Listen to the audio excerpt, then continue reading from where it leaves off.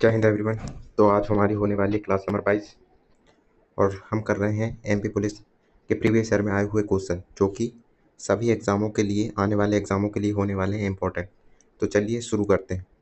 First question है, दोमट मिट्टी के संबंध में निम्नलिखित कथनों में से कौन सा कथन गलत है?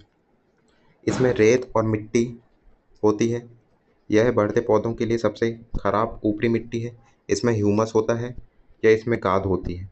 तो अपना आंसर आ जाएगा यह बढ़ते पौधों के लिए सबसे खराब मिट्टी होती है, जो कि गलत है ना।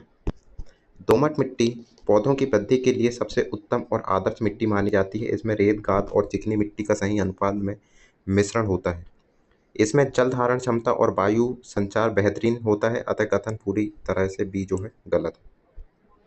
क्वेश्चन नंबर दूसरा आता है, हड़प्पा के लोगों की धार्मिक मान्यता के संदर्भ में गलत कथन का चयन कीजिए। वे देवी माँ की पूजा करते थे, सही है। उन्होंने शिव पशुपति की पूजा की, ये भी सही है। वे पेड़ों और जानवरों की पूजा करते थे, सही है। लेकिन ये विष्णु भगवान वहाँ पे उस समय नहीं थे, तो उस समय जो है पूजा नहीं करते थे, तो ये गलत हो जाएगा अपना, है ना। सिंधु घाटी सभ्यता के लोग मातृभूमि, मातृ देवी, पशुपतिनाथ, लिंग योनि, वृक्षों जैसे पीपल और पशुओं की पूजा करते थे। हड़प्पा काल में भगवान विष्णु की पूजा के लिए कोई प्रमाण नहीं मिलते हैं। विष्णु की पूजा जो है उत्तर वैदिक काल और बाद के पौराणिक काल की प्रमुख हुई, तो ये चीज़ आपको ध्यान में रखना है। क्वेश्चन नंबर थर्ड है, निम्नलिखित कथनों में दशावतार मंदिर के बारे में गलत कथन का चयन कीजिए। तो गलत कथन चुनना है अपना, यह एक विष्णु मंदिर है, दशावतार मंदिर विष्णु मंदिर है, सही है। यह देवगढ़ में स्थित है, ये भी सही है। ठोस चट्टानों से बड़ी संख्या में स्तूप काटे गए थे, सही है। लेकिन ये गलत हो जाएगा अपना, इसे चेर का काल के दौरान बनाया गया था, तो ये क्वेश्चन हो जाए, ये सी नंबर जो ऑप्शन है वो गलत हो जाएगा ना। उत्तर प्रदेश के ललितपुर जिले के देवगढ़ में स्थित प्रसिद्ध दशावतार मंदिर भगवान विष्णु को समर्पित है। यह मंदिर गुप्तकाल वास्तुकला की एक उत्कृष्ट उदाहरण है, ना कि चेरा काल की। तो कहाँ आपको ध्यान में रखना है, ये जो है गुप्त काल की उत्कृष्ट उदाहरण है। पंचायत शैली में निर्मित भारत के सबसे शुरुआती पत्थर के मंदिरों में से एक है, तो ये भी ध्यान में रखना है। कौन सी शैली में बना है? पंचायतन की शैली में बना है दशावतार मंदिर, और उसे जो है गुप्त काल के समय बना था।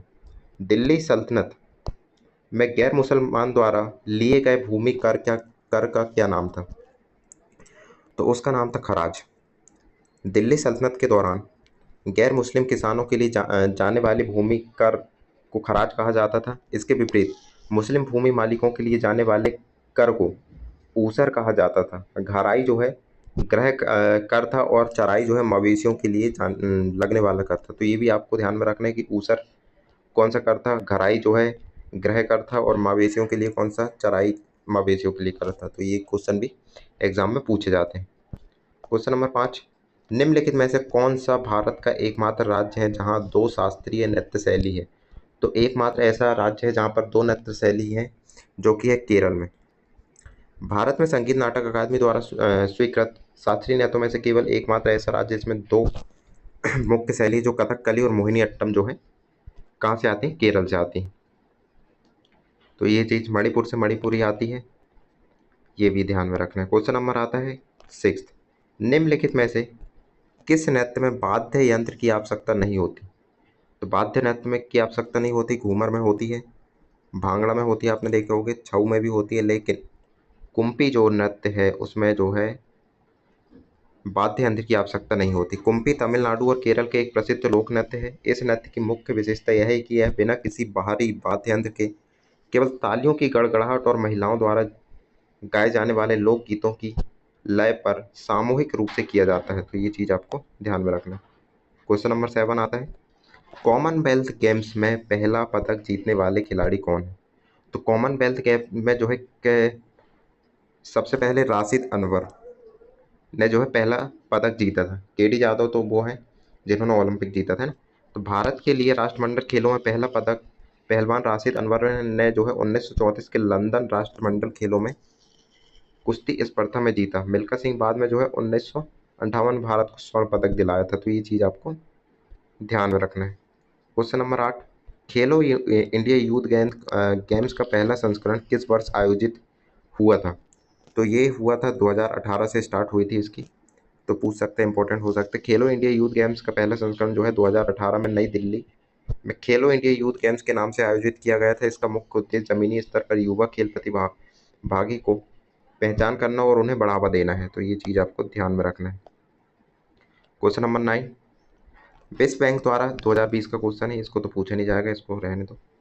क्वेश्चन नंबर आता है 10, निम्न में से किस स्पोर्ट फेडरेशन का मुख्यालय ल्यूसाने स्विट्जरलैंड में स्थित है? तो ल्यूसाने स्विट्जरलैंड में जो है वो है अंतर्राष्ट्रीय टेबल टेनिस फेडरेशन। अंतर्राष्ट्रीय टेबल टेनिस महासंघ का मुख्यालय लुसाने स्विट्जरलैंड में स्थित है। बास्केटबॉल फेडरेशन का मुख्यालय मीस स्विट्जरलैंड में है और आईसीसी का मुख्यालय दुबई में है और बैडमिंटन महासंघ का मुख्यालय जो है कुआलालंपुर मलेशिया में है। तो ये चीज़ आपको ध्यान में रखना है। क्रेडिट इंफॉर्मेशन ब्यूरो का गठन कब किया गया? क्रेडिट इंफॉर्मेशन का गठन जो है 2000 में किया गया था। भारत की पहली credit information company CIBIL credit information bureau India limited की जो है स्थापना अगस्त 2000 में की गई थी। यह बैंकिंग क्षेत्र में ग्राहकों को ऋण और क्रेडिट कार्ड के भुगतान संबंधित इतिहास का रिकॉर्ड रखती है। तो ये चीज़ आपको ध्यान में रखना है। क्वेश्चन नंबर आता है 12, मध्य प्रदेश में त्रिवेणी संग्रहालय कहाँ स्थित है? ये भी इंपॉर्टेंट क्वेश्चन होने वाला है, जो कि उज्जैन में स्थित है। त्रिवेणी कला और पुरातत्व संग्रहालय मध्य प्रदेश के धार्मिक शहर उज्जैन में महाकालेश्वर मंदिर के समीप स्थित है। यह संग्रहालय मुख्य रूप से शैव, शाक्त और वैष्णव परंपराओं की प्राचीन कलाकृतियों, मूर्तियों और मध्य प्रदेश की जनजातियों का कला को प्रदर्शित करती है। तो ये चीज़ आपको ध्यान में रखना है। फिर आता है 13 नंबर, राजा मानसिंह तोमर संगीत और कला विश्वविद्यालय कहाँ स्थित है? राजा मानसिंह तोमर की जो संगीत और कला विश्वविद्यालय उनके नाम से है वो है भाई साहब ग्वालियर में स्थित। राजा मानसिंह तोमर संगीत और कला विश्वविद्यालय मध्य प्रदेश के ग्वालियर शहर में स्थित है। इसकी स्थापना वर्ष जो है 2008 के में राज्य सरकार द्वारा संगीत, ललित कला और रंगमंच के संरक्षण एवं उच्च शिक्षा को बढ़ावा देने के लिए की गई थी। तो ये चीज़ आपको ध्यान में रखना है।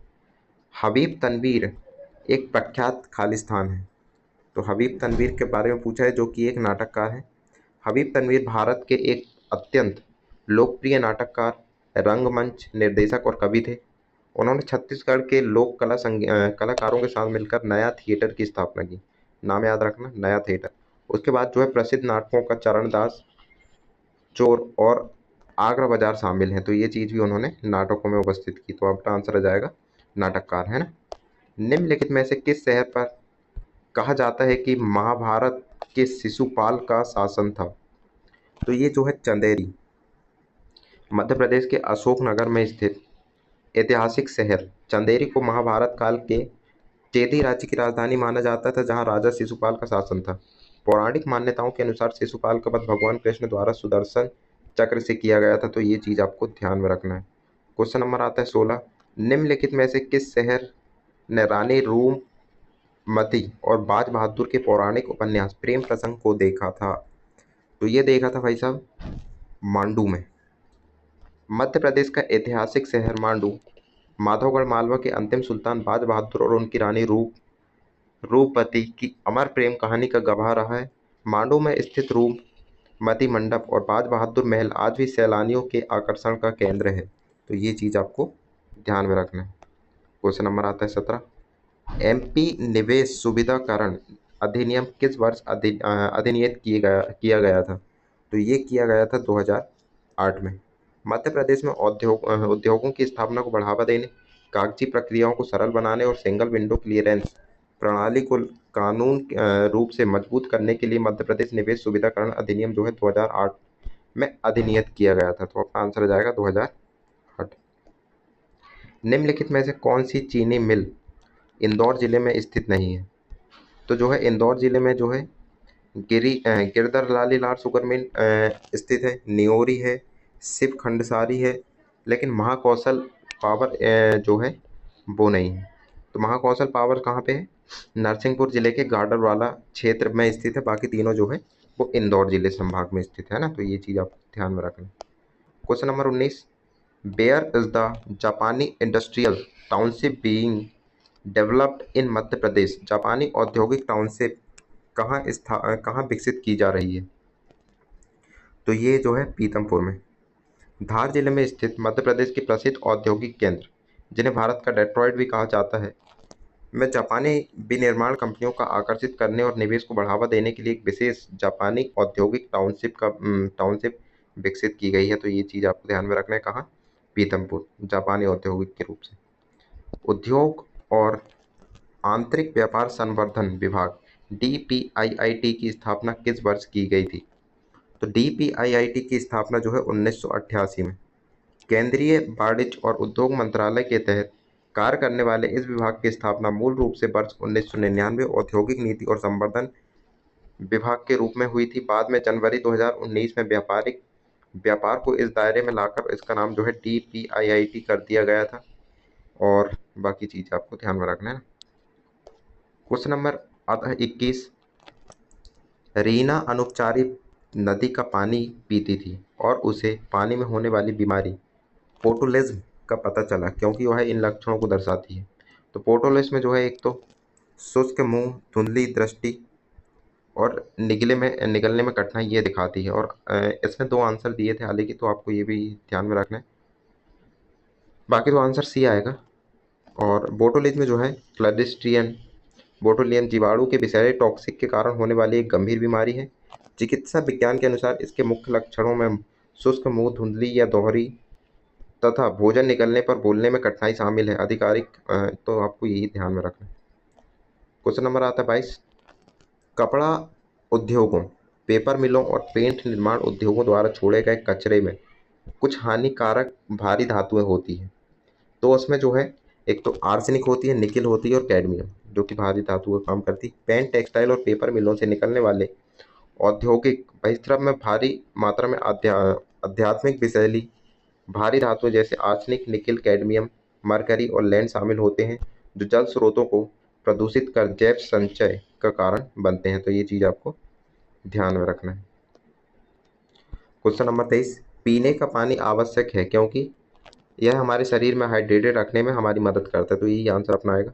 मानव शरीर का लगभग जो है 60 से 70% भाग जल से निर्मित है। पर्याप्त मात्रा में पानी पीना शरीर की सभी कोशिकाओं को सुचारू रूप से कार्य करने, तापमान नियंत्रित करने और शरीर को हाइड्रेटेड रखने के लिए अनिवार्य है। तो इसलिए जो है पानी पीना आवश्यक है। जल भराव वाले स्थानों में अंडे कौन देता है? तो आपको पता है मच्छर जो है, मादा मच्छर जैसे एनोफिलिस एडीज अपने अंडे देने के लिए रुके हुए जल भराव गंदे पानी का चयन करते हैं। पानी जमा होने से मच्छरों की आबादी तेजी से बढ़ती है, जिसमें मलेरिया, डेंगू और चिकनगुनिया जैसी बीमारियां फैलती हैं। तो ये चीज़ आपको ध्यान में रखना है। डेंगू का प्रमुख लक्षण है, तो डेंगू का प्रमुख लक्षण पूछा है। डेंगू जो है वायरस का एक अत्यंत विशिष्ट और प्रमुख लक्षण आंखों के पिछले हिस्से, आंख के सॉकेट में तेज होना, इसके अलावा तेज बुखार और जोड़ों में भयंकर दर्द भी होता है। तो अपना आंसर आ जाएगा आंख के सॉकेट में दर्द होना। एड्स स्टैंड्स फॉर का मतलब है, एड्स होता है एक्वायर्ड इम्यूनो डिफिशियंसी सिंड्रोम, जो कि ऑप्शन बी में दिया गया है। एड्स का पूर्ण रूप जो है एक्वायर्ड इम्यूनो डिफिशियंसी सिंड्रोम है। यह बीमारी जो है HIV human immuno deficiency virus के कारण होती है, जो मानव शरीर की टी लिम्फोसाइट कोशिकाओं पर हमला कर इम्यून सिस्टम को अत्यंत कमजोर कर देती है, जिसके लिए जो है एड्स होता है। मदर प्लांट से दूर फेंके जाने से बीजों के बिखरने वाले फलों का विस्फोट, यह स्थिति किस पौधे में आसानी से देखी जा सकती है? तो ये जो है मटर, फलियों और कुछ अन्य फलीदार पौधों में बीज प्रकीर्णन फली के अचानक झटके के साथ फटने और शुष्क होकर फटने से होता है। इसमें बीज मुख्य रूप से पौधे से दूर जाकर बिखर जाता है। तो अपना आंसर आ जाएगा मटर में। क्वेश्चन नंबर आता है 28। निम्नलिखित में से कौन द्विबीजपत्री का प्रमुख समूह का सदस्य है? तो द्विबीजपत्री में जिन पौधों के बीजों में दो बीजपत्र पाए जाते हैं उन्हें द्विबीजपत्री कहते हैं, जैसे आम, चना, मटर, सेब, जबकि मक्का, गेहूं, धान जो है आदि एक बीजपत्री अनाज के उदाहरण है। तो अपना आंसर आ जाएगा आम। तीन साम्राज्य जो थ्री किंगडम क्लासिफिकेशन है किसने दिया था? तो ये दिया था EH हैकल ने, क्योंकि ये थ्री पूछ रहे हैं। पंच जगत का वर्गीकरण जो है RH व्हिटकर ने दिया था। तो अपना आंसर आ जाएगा ए, EH हैकल। जर्मन जीव विज्ञानी आर्स्ट हैकल ने 1866 में जीवों के वर्गीकरण के लिए तीन जगत प्रोटिस्टा, प्लांटी और एनिमेलिया प्रणाली दी थी। कैरोलस रीलियस ने दो जगत और RH व्हिटकर ने जो है 5 जगत वर्गीकरण दिया था। तो ये चीज़ आपको ध्यान में रखना है। इन्हें बढ़ती हुई श्रेणीबद्ध समानता में व्यवस्थित करें। तो बढ़ता हुआ श्रेणीबद्ध समानता पूछा है तो अपना आंसर पहले किंगडम आएगा, फिर फाइलम आएगा, फिर क्लास आएगा, फिर ऑर्डर आएगा, फिर फैमिली आएगी, फिर जीनस आएगा। जैविक वर्गीकरण के पदानुक्रम में जब हम ऊपर से नीचे की ओर बढ़ते हैं तो जीवों के आपसी गुणों की समानता बढ़ती जाती है, और जिसमें जगत, संघ, वर्ग, गण, कुल, परिवार और वंश और जाति आता है। तो ये चीज आपको ध्यान में रखना है। तो सबसे बड़ा जो है साम्राज्य होता है, किंगडम होता है। नल के पानी में मौजूद सभी हानिकारक सूक्ष्म जीवों को मारने और पीने के लिए इसे बिल्कुल सुरक्षित बनाने के लिए बिजली के पानी को के फिल्टर में खालिस्तान विकिरण का उपयोग किया जाता है। तो कौन से विकिरण किरणों का उपयोग किया जाता है? ये किया जाता है पराबैंगनी विकिरण। वाटर प्यूरिफायर और पराबैंगनी किरणों का उपयोग किया जाता है। ये किरणें पानी में खुले हानिकारक बैक्टीरिया और वायरस के न्यूक्लिक एसिड को नुकसान पहुंचाकर जो है पूरी तरह निष्क्रिय कर देता है। तो अपना आंसर आ जाएगा पराबैंगनी किरण। क्वेश्चन नंबर 32, नमक के घोल में धोए गए शरीर पर घावों के संबंध में निम्नलिखित में से कौन सा कथन सही है? तो ये अपना जाएगा कीटाणु को नष्ट करने के लिए। नमक का सांद्रित घोल जीवाणुओं की कोशिका से बाह्य परासरण द्वारा जल को बाहर खींच लेता है, जिससे क्या होता है कि कीटाणु डिहाइड्रेट होकर नष्ट हो जाते हैं। यह घाव को साफ रखने और संक्रमण रोकने की एक पारंपरिक एंटीसेप्टिक विधि है। अगर शरीर में अंदर पानी रहेगा तो फिर से हाइड्रेटेड होगा और वहां पर कीटाणु बैठेंगे, तो उसको हटाने के लिए है। 33, कौन सा रोग निमोनिया, डिप्थीरिया और चिकन पॉक्स और हैजा जैसी बीमारियों से अलग है? तो ये जो है चिकन पॉक्स अलग है, क्योंकि जो है निमोनिया, डिप्थीरिया और हैजा तीनों जीवाणुओं के कारण संक्रमण फैलती है, जबकि चिकन पॉक्स जो है छोटी माता जिसको बोलते हैं बेरिसोला जोस्टर नामक विषाणु से होती है। तो विषाणु और जीवाणु दो अलग अलग रोग। रोटी ब्रेड बनाने के लिए आटे में सूजन खमीर खालिस्तान द्वारा खालिस्तान के कारण होती है। तो ये होती है किण्वन फर्मेंटेशन। ईस्ट आटे में उपस्थित शर्करा स्टार्च का उपयोग करके किण्वन या अवयवीय श्वसन करता है। इस रासायनिक प्रक्रिया में प्रचुर मात्रा में कार्बन डाइऑक्साइड जैसे गैस उत्सर्जित होती है, जिससे बुलबुले आर्ट को फुला देते हैं और ब्रेड स्पंजी बनता है। तो अपना आंसर आ जाएगा किण्वन। निम्नलिखित में से कौन सा तमिलनाडु का स्थान नहीं है जो पवन चक्कियों से पवन ऊर्जा का उपयोग करता है? तो ये है कोच्चि। कोच्चि केरल राज्य का एक प्रसिद्ध तटीय और बंदरगाह शहर है, ना कि तमिलनाडु का। बाकी तीन स्थल जो है आरल आई मोजी, कायथरू, पल्लमाडी तमिलनाडु में स्थित देश के प्रमुख पवन ऊर्जा उत्पादक हैं। तो ये होते हैं आज के 35 क्वेश्चन। बाकी आपको कैसा लग रहा है सेशन? लाइक करें, सब्सक्राइब करें और कमेंट करके ज़रूर बताएं। Thank you.